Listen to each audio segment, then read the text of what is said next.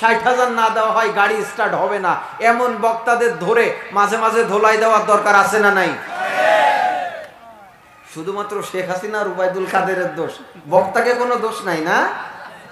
এই কথা বলেন না কেন? বৈষম্য বিরোধী ছাত্র আন্দোলন হয়েছে, একজন ইঞ্জিনিয়ার কত কষ্ট করে পড়ালেখা করছে। আমি সায়েন্সের স্টুডেন্ট ছিলাম, সামান্য পর্যায় সরণি মুখস্থ করতে যায় গায়ের ঘাম ছুটে যায়।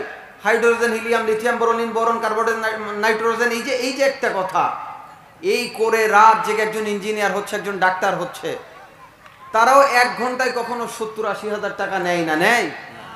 একজন আলেমকে আমরা সর্বোচ্চ সম্মান করব, তাকে 1 লক্ষ হোক, 2 লক্ষ হোক, হেলিকপ্টারে হোক, ফুলের মালা দিয়ে হোক আনবো, কিন্তু এভাবে গরু কেনা বেচার মতো করে কন্ট্যাক্ট করে আগে না দিলে গাড়ি স্টার্ট হবে না, এটা সম্ভব?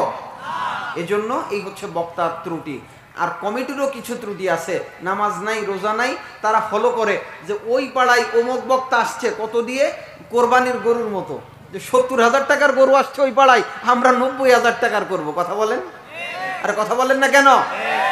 এই যে কোরবানির গরুর মতো আমাদেরকে নিয়ে পাল্লা প্রতিযোগিতা চলছে, নামাজ নাই, রোজা নাই, তাসবিহ নাই, তাহলিল নাই, একবারে সারা রাত মেলার মতো করে আলোচনা শুনে